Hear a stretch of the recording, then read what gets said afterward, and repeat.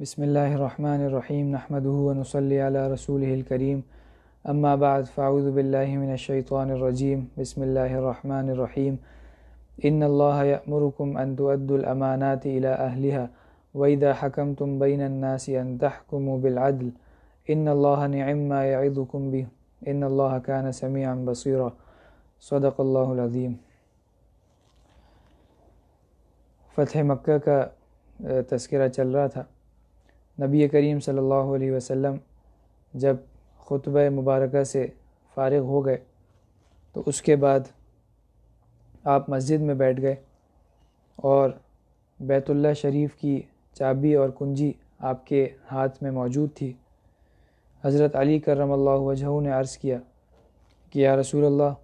یہ چابی آپ ہمیں عطا فرما دیں تاکہ زمزم پلانے کی جو خدمت ہے وہ تو پہلے سے ہمارے پاس موجود ہے، اس کے ساتھ ساتھ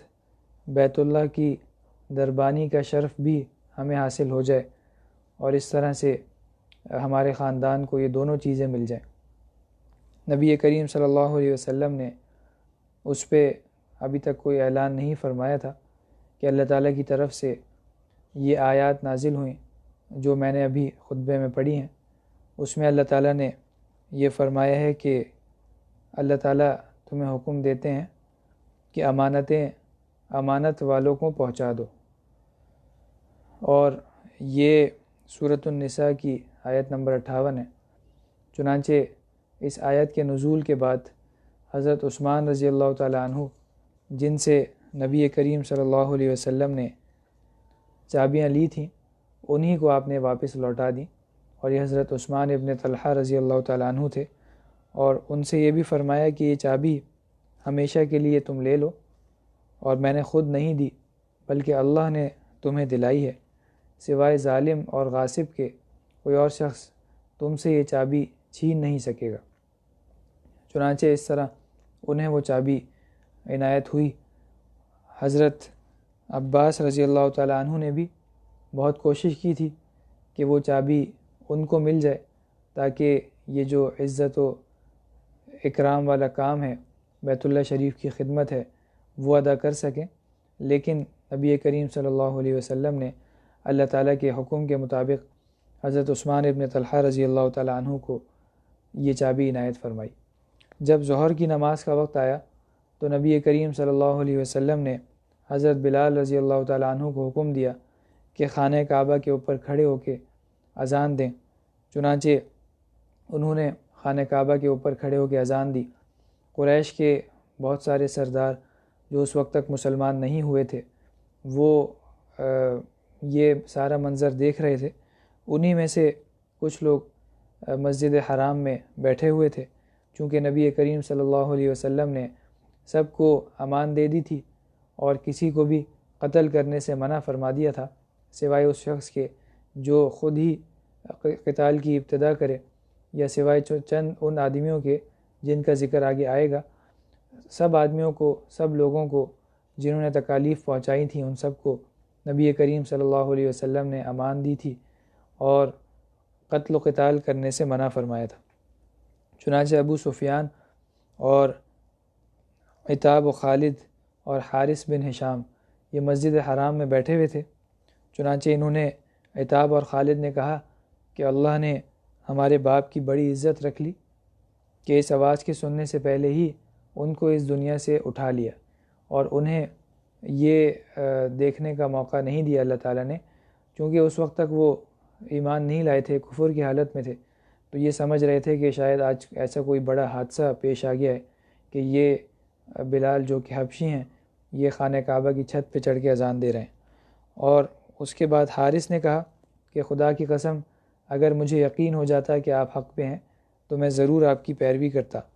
ابو سفیان جو مسلمان ہو چکے تھے، انہوں نے کہا کہ میں تو کچھ بھی نہیں کہوں گا، اگر میں نے کوئی لفظ اپنی زبان سے نکالا تو یہ جو پتھر پڑے ہوئے ہیں، اس زمانے میں حرم شریف میں پتھر بچھے ہوئے ہوتے تھے اور کچا صحن تھا، تو انہوں نے فرمایا کہ یہ جو پتھر ہیں یہ نبی کریم صلی اللہ علیہ وسلم کو میری اس بات کی اطلاع کر دیں گے جو میں نے تمہارے ساتھ کی ہوگی۔ نبی کریم صلی اللہ علیہ وسلم کو وحی کے ذریعے اس پورے مکالمے کی اللہ تعالیٰ نے اطلاع فرما دی۔ چنانچہ نبی کریم صلی اللہ علیہ وسلم جب وہاں سے گزرے تو جو کچھ انہوں نے کہا تھا آپ نے ان کو بتا دیا کہ اس طرح کی تم نے باتیں کی ہیں۔ تو حضرت حارث اور عتاب نے کہا کہ ہم گواہی دیتے ہیں کہ بے شک آپ اللہ کے رسول ہیں، اس لیے کہ ہم میں سے تو کسی نے آپ کو اس بات کی اطلاع نہیں دی۔ تو اس سے معلوم ہوا کہ اللہ تعالیٰ نے ہی بذریعہ وحی اپنے رسول کو ان باتوں کی خبر دی ہے۔ نبی کریم صلی اللہ علیہ وسلم نے حضرت عتاب ابن اسید رضی اللہ تعالیٰ عنہ کو اسلام لانے کے بعد مکہ مکرمہ کا والی مقرر فرما دیا تھا، اور جیسا کہ آج کل گورنر ہوتا ہے اسی طرح کا یہ ایک عہدہ تھا، اور ان کے لیے روزانہ کا 1 درہم مقرر فرما دیا تنخواہ کے طور پہ اور اجرت کے طور پہ۔ نبی کریم صلی اللہ علیہ وسلم کی وفات تک بھی وہی مکہ مکرمہ کے والی رہے۔ حضرت صدیق اکبر رضی اللہ تعالیٰ عنہ کی جب خلافت آئی تو انہوں نے بھی انہی کو والی بنایا اور مقرر انہی کو اس عہدے پہ برقرار رکھا، اور اس کے بعد جس دن حضرت صدیق اکبر رضی اللہ تعالیٰ عنہ کا انتقال ہوا اسی دن ان کا بھی انتقال ہو گیا۔ حضرت بلال رضی اللہ تعالیٰ عنہ جس وقت خانہ کعبہ کی چھت پہ کھڑے ہو کے اذان دے رہے تھے، اس موقع پہ ابو محذورہ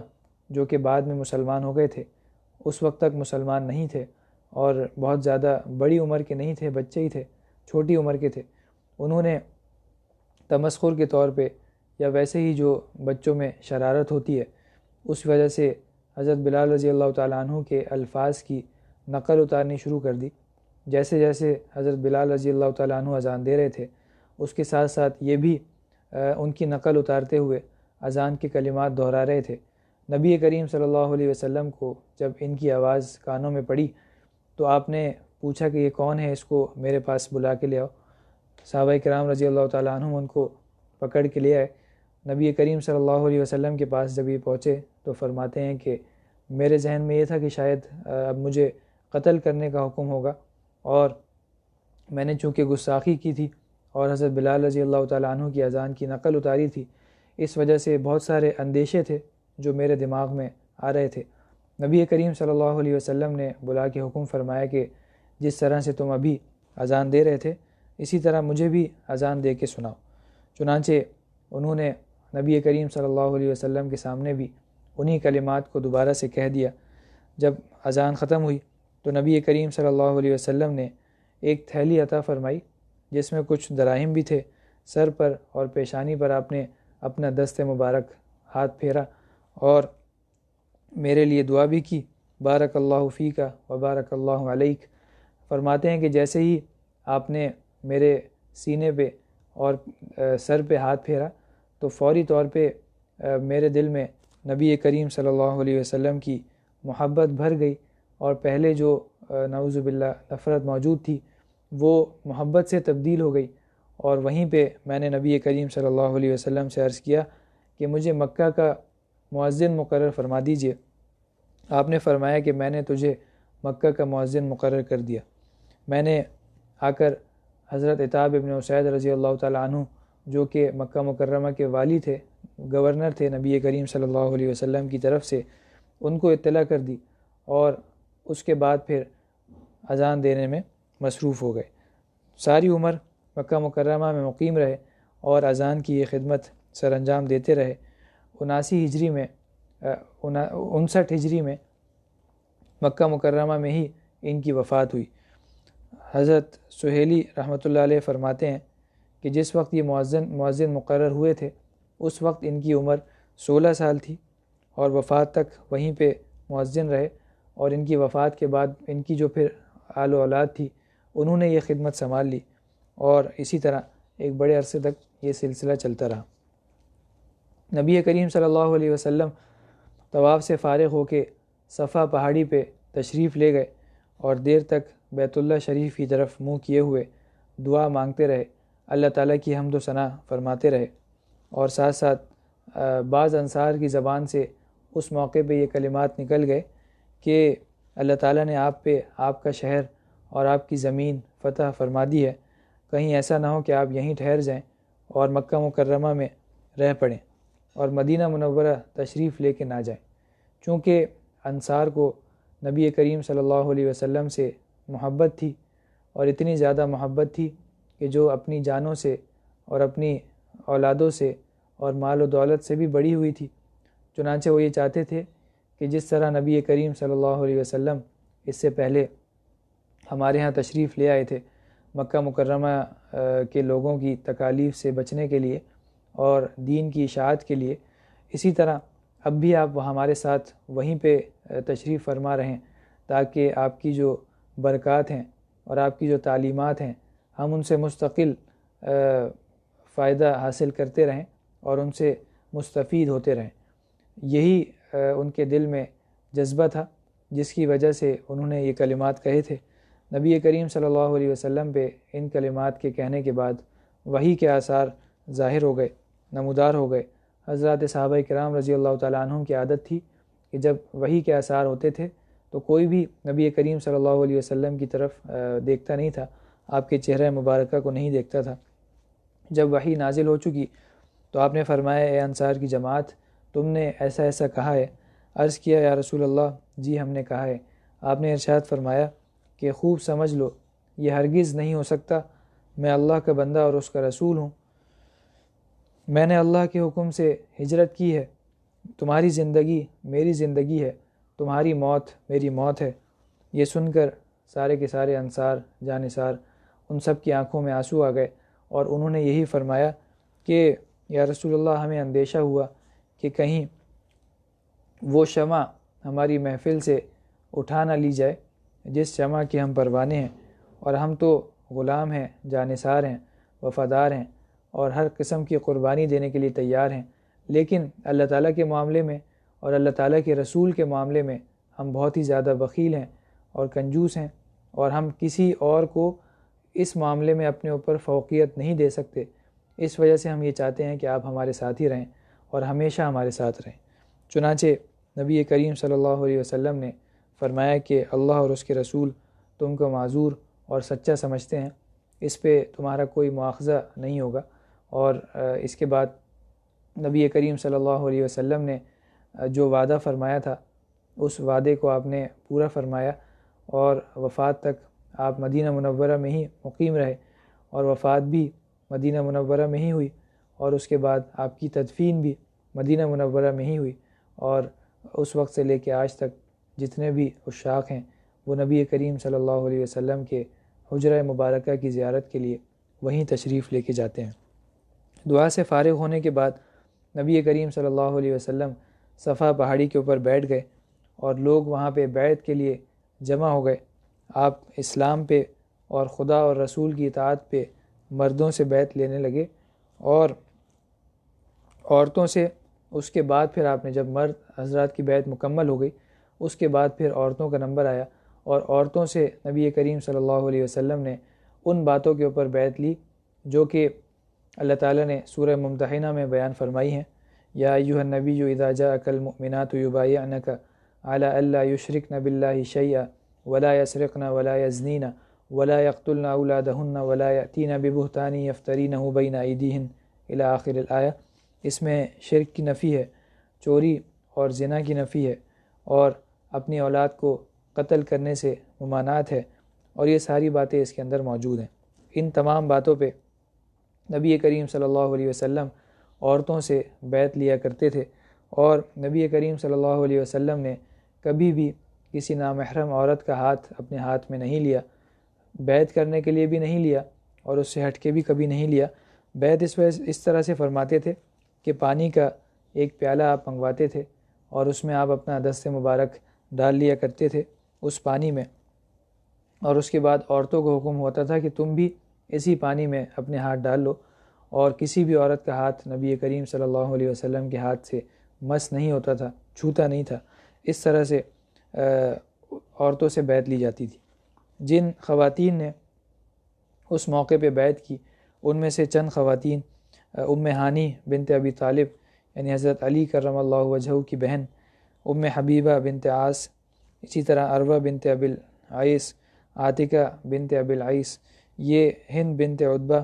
زوجہ ابو سفیان، یہ وہ خاتون ہیں جو کہ حضرت حمزہ رضی اللہ تعالیٰ عنہ جب غزوہ احد میں انہی کے کہنے پہ شہید کیے گئے تھے، اس کے بعد انہوں نے حضرت حمزہ رضی اللہ تعالیٰ عنہ کو مسلح کیا تھا، ان کا جگر نکال کے اس کو چبایا تھا، اور یہ کوشش کی تھی کہ کسی طرح میں اس کو اندر نگل لوں، چونکہ غزوہ بدر میں ان کے قریبی رشتہ دار حضرت حمزہ رضی اللہ تعالیٰ عنہ کے ہاتھوں مارے گئے تھے، اس وجہ سے انہوں نے یہ کام کیا تھا۔ جب یہ بیعت کے لیے حاضر ہوئیں تو چہرے پہ نقاب ڈالا ہوا تھا۔ اس کے بعد انہوں نے نبی کریم صلی اللہ علیہ وسلم سے بہت سارے سوالات کیے۔ نبی کریم صلی اللہ علیہ وسلم اطمینان کے ساتھ ان تمام سوالات کے جوابات دیتے رہے، اور پھر آخر میں یہ اسلام لے آئیں اور بیعت بھی کر لی، اور اس کے بعد یہ فرمایا کہ اسلام سے پہلے آپ کے چہرے سے زیادہ کوئی چہرہ مجھے مبغوض نہیں تھا، نفرت کے قابل نہیں سمجھتی تھی، اور آپ سے زیادہ میں کسی کو دشمن نہیں رکھتی تھی، لیکن اب آپ سے زیادہ کوئی چہرہ مجھے محبوب نہیں ہے۔ یعنی پہلے تو یہ حال تھا کہ نفرت میں بہت ہی آگے بڑھی ہوئی تھی، اور آپ سے گویا کہ دنیا میں سب سے زیادہ نفرت کیا کرتی تھی، نعوذ باللہ، لیکن جب اسلام لے آئیں اور اسلام قبول کر لیا تو اس کے بعد نبی کریم صلی اللہ علیہ وسلم سب سے زیادہ محبوب ہو گئے۔ آپ نے فرمایا کہ ابھی محبت میں اور زیادہ اضافہ ہوگا، چونکہ جیسے جیسے اسلام دل میں گھر کرتا جاتا ہے، جگہ بناتا جاتا ہے، ویسے ویسے اللہ تعالیٰ سے اور نبی کریم صلی اللہ علیہ وسلم سے محبت میں اضافہ ہوتا رہتا ہے۔ فتح مکہ کے دوسرے دن بنو خزاعہ کے قبیلے کے ایک فرد نے حذلی مشرک کو مار ڈالا تھا، جو کہ ایک قبیلے کا نام ہے یہ بھی۔ تو نبی کریم صلی اللہ علیہ وسلم نے اس موقع پہ دوسری مرتبہ خطبہ عنایت فرمایا، اور یہ خطبہ صفا پہاڑی کے اوپر کھڑے ہو کے آپ نے عنایت فرمایا تھا، ارشاد فرمایا تھا، اور اس میں آپ نے یہ فرمایا تھا کہ جس روز سے اللہ تعالیٰ نے آسمانوں اور زمین کو پیدا کیا ہے، اسی روز سے مکہ مکرمہ کو حرام اور محترم پیدا کیا۔ حرام اور محترم ہونے کا مقصد یہ ہے کہ اس کے اندر کسی قسم کا قتل و قتال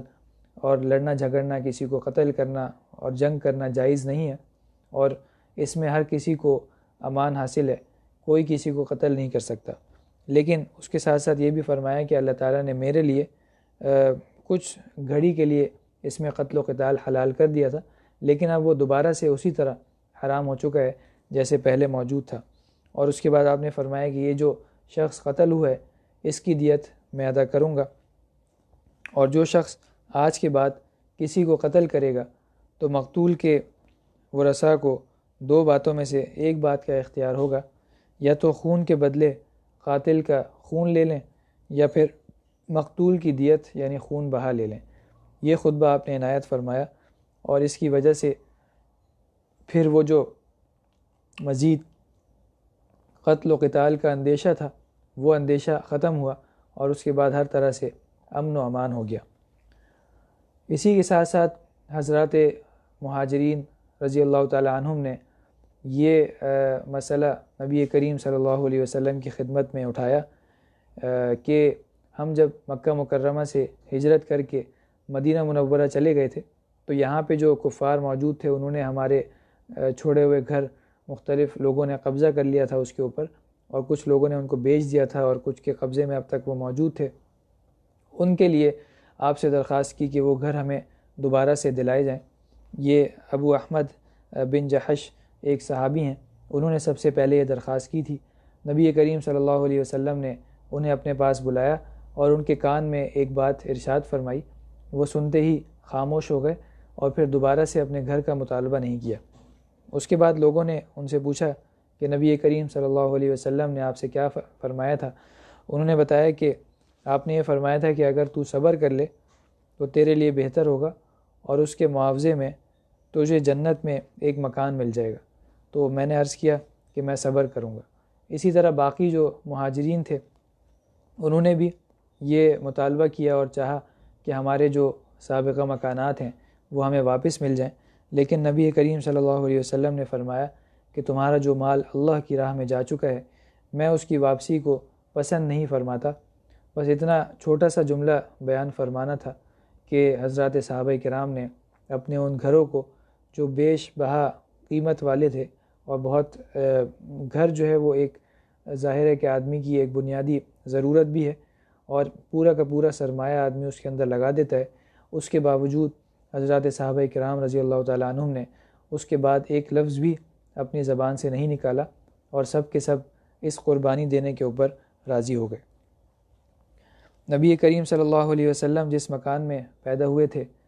اور جس مکان میں حضرت خدیجہ الکبریٰ رضی اللہ تعالیٰ عنہا سے آپ کی شادی ہوئی تھی، اس مکان کا بھی آپ نے اس موقع پہ کوئی ذکر نہیں فرمایا، حالانکہ اگر چاہتے تو فاتح تھے، کسی بھی طرح لے سکتے تھے، بلکہ جو مشرکین کے مکانات تھے وہ بھی زبردستی لے سکتے تھے، چونکہ یہ کوئی صلحاً تو فتح ہوا نہیں تھا مکہ، یہ تو جنگ کے ذریعے فتح ہوا تھا، لیکن آپ نے اپنے مکانات بھی لینے گوارہ نہیں فرمائے، اور یہ فرمائے کہ جو چیز اللہ تعالیٰ کے راستے میں جا چکی ہے اس کو واپس لینا مناسب نہیں ہے۔ فتح مکہ کے دن تو آپ نے عام معافی کا اعلان کر دیا تھا، اور جن لوگوں نے آپ کو تکالیف پہنچائی تھیں، حضرات صحابہ کرام رضی اللہ تعالیٰ عنہم کو مارا پیٹا تھا اور ایک عرصے تک تکلیفیں پہنچاتے رہے تھے، دین ایمان سے روکا تھا، ان سب کو نبی کریم صلی اللہ علیہ وسلم نے معاف فرما دیا، لیکن چند اشخاص جو کہ اپنی گستاخیوں میں حد سے زیادہ بڑے ہوئے تھے، ان کو نبی کریم صلی اللہ علیہ وسلم نے معاف نہیں فرمایا، اور یہ تقریباً 15 کے قریب لوگ تھے۔ ان کے بارے میں آپ نے فرمایا کہ ان کو جہاں کہیں بھی پاؤ ان کو قتل کر دو۔ ان کا سب سے بڑا جرم یہی تھا کہ یہ گستاخ تھے، اور گستاخ بھی کوئی عام درجے کے نہیں تھے، بلکہ بہت ہی زیادہ گستاخی میں آگے بڑھے ہوئے تھے، اور نبی کریم صلی اللہ علیہ وسلم کو اور حضرات صحابہ کرام کو تکالیف پہنچانے میں بھی بہت آگے تھے۔ چنانچہ سب سے پہلا عبداللہ ابن خطل، یہ وہ شخص ہے جو پہلے مسلمان ہو گیا تھا۔ نبی کریم صلی اللہ علیہ وسلم نے اس کو عامل بنا کے صدقات کی وصولی کے لیے بھیجا تھا۔ ایک غلام اور ایک انصاری بھی اس کے ساتھ موجود تھے۔ ایک منزل پہ پہنچ کے ابن خطل نے غلام کو کھانا تیار کرنے کا کہا۔ غلام نے کھانا تیار نہیں کیا، بلکہ وہ کسی وجہ سے سو گیا۔ جب یہ نیند سے بیدار ہوا تو دیکھا کہ ابھی تک کھانا تیار نہیں ہے، تو اس کو بہت غصہ آیا، اور اس غلام کو اس نے وہیں پہ قتل کر دیا، اور بعد میں پھر یہ خیال آیا کہ اب تو میں نے اس کو قتل کر دیا ہے، اب نبی کریم صلی اللہ علیہ وسلم قصاصاً مجھے قتل فرمائیں گے۔ اس وجہ سے مرتد ہو کے مکہ مکرمہ چلا گیا اور مشرکین سے جا کے مل گیا، اور صدقات کے اونٹ بھی ساتھ میں لے گیا، اور آپ کی شان میں گستاخانہ اشعار کہا کرتا تھا، اور باندیوں کو ان اشعار کے گانے کا حکم دیتا تھا۔ چنانچہ نبی کریم صلی اللہ علیہ وسلم نے اس کے قتل کرنے کا حکم فرمایا تھا۔ آپ سے آ کے عرض کیا گیا کہ ابن خطل تو بیت اللہ کے پردے کو پکڑے ہوئے ہے، آپ نے فرمایا کہ قتل کر ڈالو۔ چنانچہ ابو برزہ اسلمی اور سعد ابن حریث رضی اللہ تعالیٰ عنہما نے وہیں پہ جا کے اس کو قتل کیا۔ حجر اسود اور مقام ابراہیم کے درمیان میں اس کی گردن اڑائی گئی۔ اسی طرح قرتنہ اور قریبہ اس قسم کے ناموں کی 2 لونڈیاں تھیں، 2 باندیاں تھیں، یہ ابن خطل ہی کی باندیاں تھیں، اور وہ جو اشعار کہا کرتا تھا وہ انہی کے ذریعے اشعار یہ لوگوں تک پہنچایا کرتا تھا۔ ان کو نبی کریم صلی اللہ علیہ وسلم نے قتل کرنے کا حکم فرمایا۔ ان میں سے ایک تو ماری گئی، اور دوسری نے امن کی درخواست کی۔ نبی کریم صلی اللہ علیہ وسلم نے اس کو امن دے دیا، اور وہ حاضر ہو کے مسلمان ہو گئی۔ ان میں سے بھی جو 15 لوگ ہیں جن کو آپ نے قتل کرنے کا حکم دیا تھا، ان میں سے بھی بہت سارے حضرات مسلمان ہو گئے تھے، اور کچھ چند لوگوں کو ہی قتل کیا گیا۔ تیسرے نمبر پہ سارہ بن المطلب میں سے کسی کی باندی تھی، یہ بھی ہجویہ اشعار، گستاخانہ اشعار کہا کرتی تھی۔ بعض کہتے ہیں کہ ان کو قتل کر دیا گیا، اور بعض کہتے ہیں کہ اسلام لے آئیں۔ 5ویں نمبر پہ حویرث ابن نقید، یہ شاعر تھا، اور رسول اللہ صلی اللہ علیہ وسلم کی شان میں گستاخانہ اشعار کہا کرتا تھا، اس لیے اس کا خون آپ نے حلال کر دیا۔ حضرت علی کرم اللہ وجہہ نے اس کو قتل کیا۔ 6 نمبر پہ مقیس ابن صبابہ، یہ پہلے مسلمان ہو گیا تھا۔ غزوہ ذی قرد میں ایک انصاری نے اس کے بھائی ہشام کو دشمنوں میں سے سمجھ کر غلطی سے قتل کر دیا، نبی کریم صلی اللہ علیہ وسلم نے دیت دینے کا حکم فرمایا۔ وقیص نے دیت لینے کے بعد انصاری کو بھی قتل کر دیا اور مرتد ہو کے مکہ مکرمہ چلا گیا۔ فتح مکہ کے موقع پہ آپ نے اس کو قتل کرنے کا حکم فرمایا تو ایک صحابی نے اس کو قتل کر دیا۔ عبداللہ ابن سعد ابن ابی سرح یہ پہلے رسول اللہ صلی اللہ علیہ وسلم کے کاتب وحی تھے، وحی لکھا کرتے تھے، لیکن مرتد ہو کے کفار سے جا ملے تھے۔ فتح مکہ کے دن جان بچانے کی خاطر چھپ گئے۔ حضرت عثمان رضی اللہ تعالیٰ عنہ ان کو لے کے نبی کریم صلی اللہ علیہ وسلم کی خدمت میں حاضر ہوئے۔ آپ نے کچھ دیر سکوت فرمایا، خاموش رہے۔ بالآخر جب حضرت عثمان رضی اللہ تعالیٰ عنہ نے بار بار ان کے لیے معافی کی درخواست کی تو آپ نے ان سے بیعت لے لی اور انہوں نے اسلام قبول کر لیا۔ بعد میں نبی کریم صلی اللہ علیہ وسلم نے حضرات صحابہ کرام سے فرمایا کہ تم میں کوئی سمجھدار نہ تھا کہ جب میں نے عبداللہ کی بیعت سے ہاتھ روک لیا تھا تو اٹھ کے اس کو قتل کر ڈالتا۔ صحابہ نے کسی نے عرض کیا کہ یا رسول اللہ آپ نے اس وقت کوئی اشارہ کیوں نہیں فرمایا؟ تو آپ نے کہا کہ نبی کے لیے اشارہ بازی زیبا نہیں ہے۔ اس مرتبہ یہ بہت ہی سچائی کے ساتھ اسلام لے کے آئے اور بعد میں دین اسلام کے اوپر قائم رہے۔ اسی طرح اکرمہ ابن ابی جہل بھی انہی لوگوں میں شامل ہیں جن کے بارے میں نبی کریم صلی اللہ علیہ وسلم نے قتل کا حکم فرمایا تھا۔ یہ ابو جہل کے بیٹے تھے اور یہ ابو جہل تو غزوہ بدر میں مارا جا چکا تھا۔ یہ فتح مکہ کے بعد بھاگ کے یمن چلے گئے۔ ان کی بیوی ام حکیم بنت حارث اسلام لے آئی تھیں اور بارگاہ نبوی میں حاضر ہو کے اپنے شوہر کے لیے امن کی درخواست کی۔ نبی کریم صلی اللہ علیہ وسلم نے فوری طور پہ اس درخواست کو منظور فرما لیا۔ چنانچہ یہ یمن چلی گئیں اور وہاں پہنچ کے بلکہ یہ اکرمہ جب بھاگ کے یمن کے ساحل پہ پہنچے اور کشتی پہ سوار ہوئے تو جیسے ہی کشتی چلی تو تیز ہواؤں نے کشتی کو گھیر لیا۔ اکرمہ نے لات اور عزیٰ جو بت تھے ان کو مدد کے لیے پکارا۔ کشتی والوں نے کہا کہ اس وقت لات اور عزیٰ کوئی کام نہیں دیں گے، ایک خدا کو پکارو۔ اکرمہ نے کہا خدا کی قسم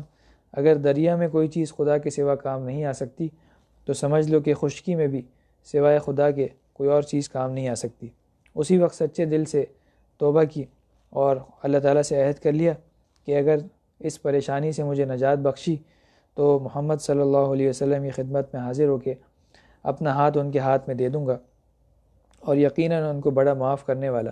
اور درگزر کرنے والا اور مہربان پاؤں گا۔ دوسری طرف سے ان کی بیوی بھی پہنچ گئیں اور نبی کریم صلی اللہ علیہ وسلم کی طرف سے جو ان کو معافی دی گئی تھی اس کا ذکر کیا۔ چنانچہ یہ وہاں سے واپس ہوئے اور وہاں سے واپس ہونے کے بعد نبی کریم صلی اللہ علیہ وسلم کی خدمت میں حاضر ہو کے مسلمان ہو گئے۔ آپ نے صحابہ کرام کو حکم دیا کہ ان کے باپ کو برا بھلا نہ کہنا، کیونکہ مردہ کو برا کہنے سے زندہ کو تکلیف ہوتی ہے۔ اس حد تک آپ نے ان کا خیال فرمایا۔ اسی طرح اور بھی کچھ لوگ ہیں کہ جو اس قتل کے حکم میں موجود تھے، ان کا تذکرہ انشاءاللہ اگلے سبق میں ہم پڑھیں گے۔ وآخر دعوانا الحمدللہ رب العالمین۔ الحمدللہ رب العالمین والصلاة والسلام علی خیر خلقہ محمد وعلی آلہ واصحابہ اجمعین۔ وصلی اللہ تعالی علی خیر خلقہ محمد وعلی آلہ واصحابہ اجمعین۔